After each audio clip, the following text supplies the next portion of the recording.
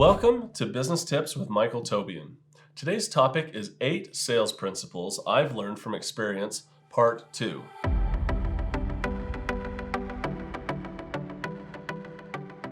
In my last video, I gave a little information about my background as a salesperson and from my experience as a child all the way up through my career.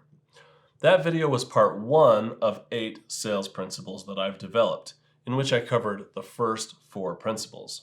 Those principles were: number 1, genuinely believe in your product or find something else to sell. Number 2, listen to your customer.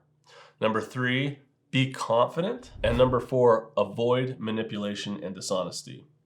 This video is part 2, where we will cover the final 4 principles. Let's jump right in. Number 5, set expectations to avoid issues later.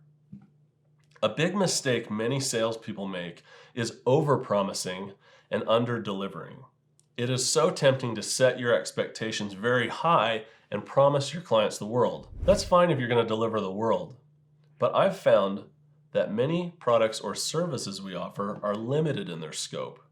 So when I sign up a national act for event entertainment with my agency dancebands.com, I've learned that the last thing I want is for them to be frustrated down the road with not getting enough work from us. I've learned to be very realistic with our acts and bands as to what kind of work I expect them to get from us. Also, I frequently recommend that bands don't sign up exclusively with our agency if I don't think it's going to be a win-win scenario.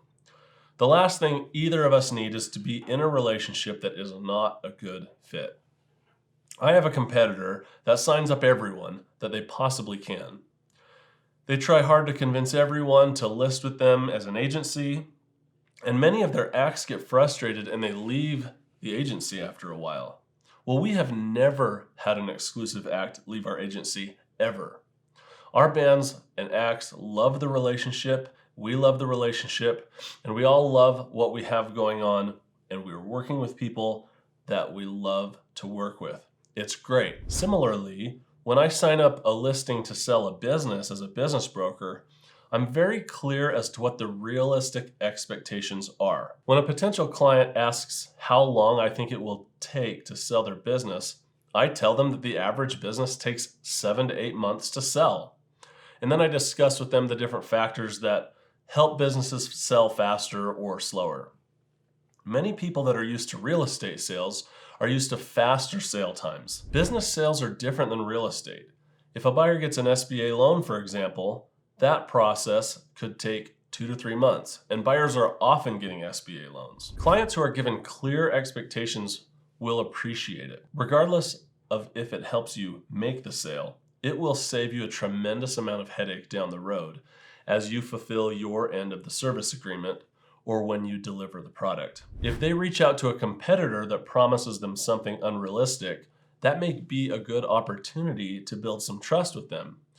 They're going to realize that something is wrong with the other quote that they received when you have a straightforward answer for them. Number 6, give clear options and pricing. Nothing is worse than a salesperson that won't just tell you how much it costs.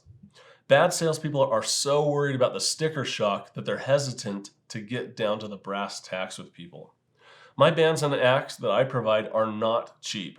Sometimes they are the most expensive options on the market, but there's a reason we charge what we do, and I can't wait to tell my potential clients about it. If a salesperson won't answer any of my questions of how much a car or something I'm looking to buy costs, it's a big red flag for me. It does bring up an interesting problem though. If your product is expensive, you are going to want the opportunity to explain to them why you're charging what you're charging. Well, the good news is you can still explain it after letting them know the cost. In fact, they will probably be very curious as to why it's so expensive. So unless their budget just does not allow for it, I rarely lose a sale because I'm too expensive. My products are worth what I charge. If my client does have a budget constraint, then they're not going to afford it anyway. And I often have lower budget options for them, and that's an opportunity for me to address those. So when it comes time to give them the price, give it to them confidently. As a business broker, we require a year-long exclusive contract with our clients because we only get paid when we sell the business, and we put a significant amount of resources and investment into listing the business up front. Well, I have an associate at our firm that told me that he frequently has clients express a concern with this time period of exclusivity.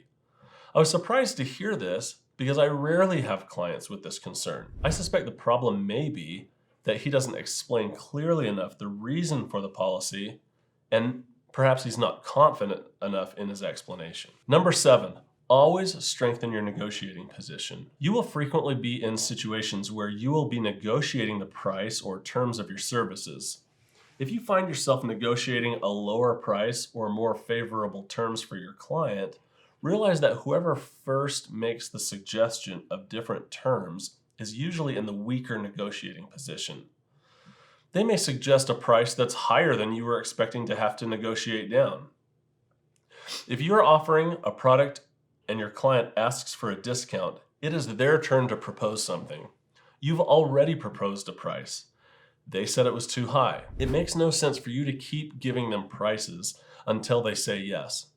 When dealing with a client that has expressed that they would like me to give them a new price, I usually say something like, well, I've already told you what we charge. That's what I'm proposing. If you want to make a counteroffer, I'm happy to look at it and see what we can do.